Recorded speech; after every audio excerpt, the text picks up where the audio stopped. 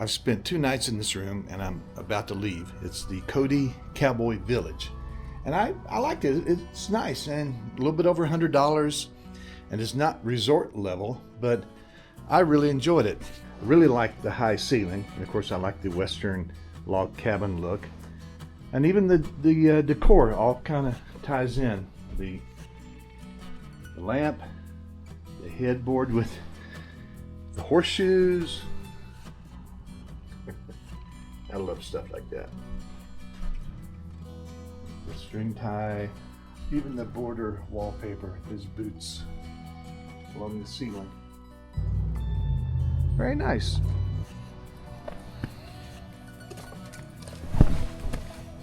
Good morning, Sylvia. Today is day 8 of our adventure. We are in Cody, Wyoming. Tonight we will be in Laramie, Wyoming. It's about 45 degrees, elevation 5,000 feet. So let's get on the road.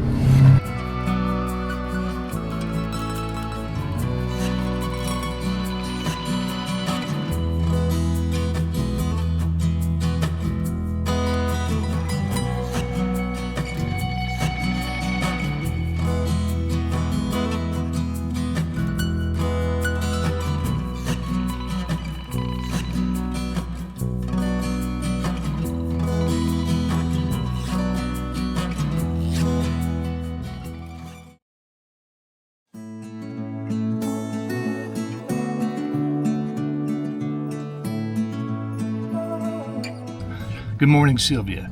It's day 9 of our adventure. We're in Lander, Wyoming at about 5,400 feet, 45 degrees, and I don't know where we're going to be today. We're winging it from here on in.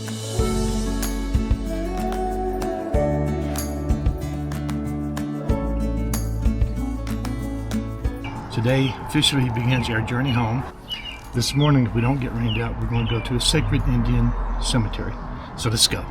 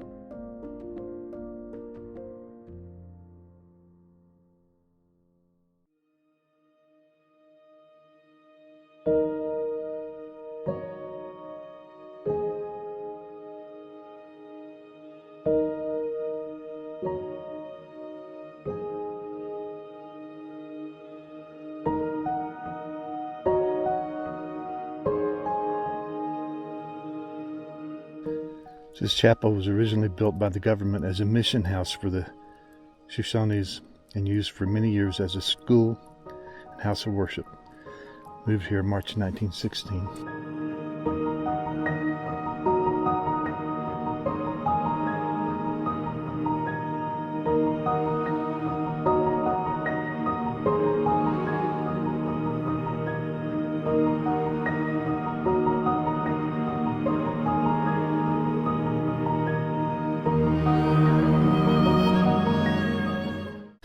Burial register on file. Robert's Mission, pages 114, 115. 1884, April 9. Basil's mother. And that's supposed to be her son, Basil. 100 years old. Died of old age. Now the reason they've gone to such an extent to document the person buried here is that there's a lot of controversy. There's nothing really definitive about really where she's buried or when she died. There's a lot of documentation that says that she died a few years after the Lewis and Clark expedition, and I don't remember where they think she's buried. A lot of people say that this is not Sacajawea. There's a lot of evidence that says that this was an old woman on the reservation that claimed to be Sacajawea because she got extra government benefits from the reservation. And it was kind of like a wink, wink, nod, nod. We pulled one over on the government. Will we ever really know? I don't know. Maybe it doesn't matter. It's honoring her and what she did for the Lewis and Clark expedition. So maybe that's good enough. This is a very interesting cemetery. Colorful too. These crosses are just wood that have been painted, and I assume maintained over the years by family or descendants. And cemetery seems to be well maintained because a lot of the graves have been topped off with dirt where they've settled over time, and someone has just recently added dirt on top of the graves.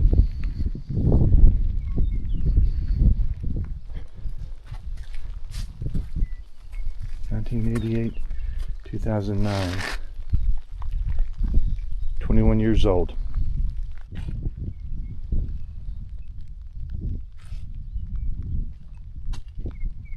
Visiting cemeteries is not everyone's thing, but I enjoy looking at old cemeteries. Started when I got into my family genealogy. Finding a relative in an old cemetery is like finding buried treasure.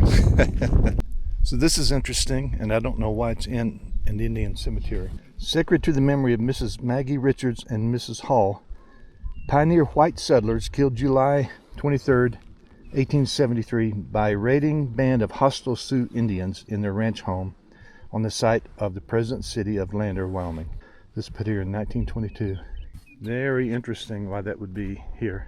1922, I'm sure the attitude about Native Americans was different than it is now. So here's the grave, and over there is the monument, the statue that I was just at. Well, like I said, I'm really glad that I came here.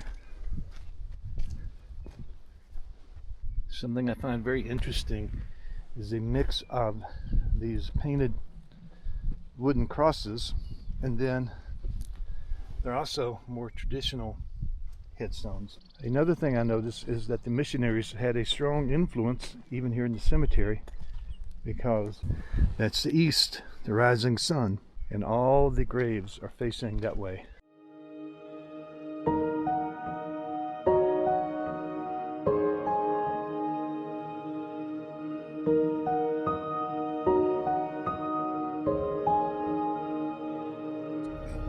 This is a neat little stop, and I stopped here last year when I was doing the Oregon Trail. So if you haven't seen those videos, check them out.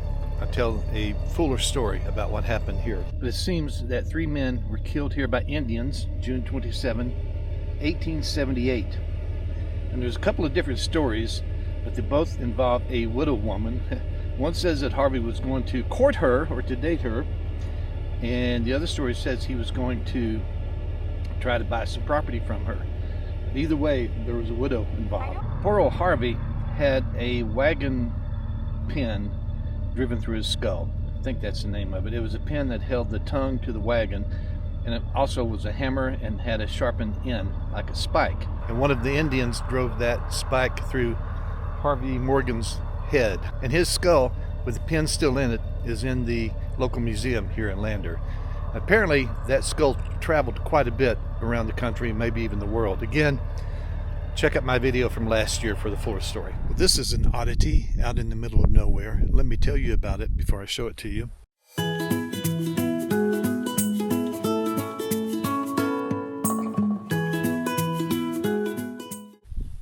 Completed in 1882 at a cost of $65,000, it sits on the highest point of the original Transcontinental Railroad at 8,247 feet in elevation.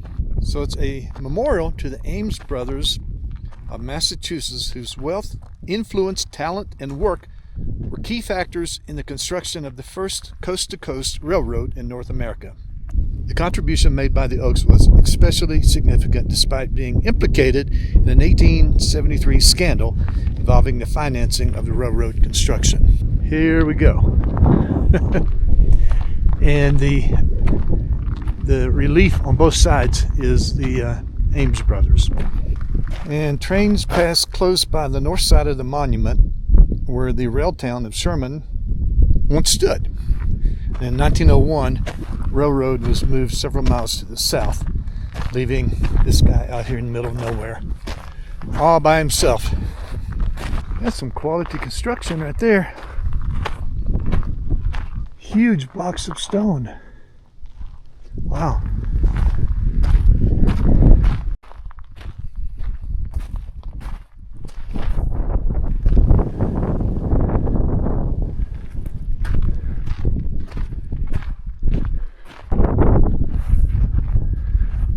I think it's pretty neat.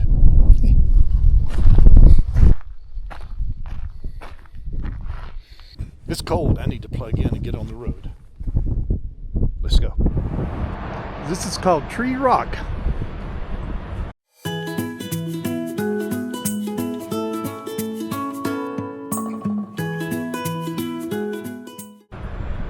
And it's growing out of a crack in the rock. Cable wrapped around the rock so it doesn't fall apart. Yep, right there. Right out of the crack. It says this tree was growing out of a crevice in the rock when the Union Pacific Railroad built its original main line 50 feet south of this rock in 1868.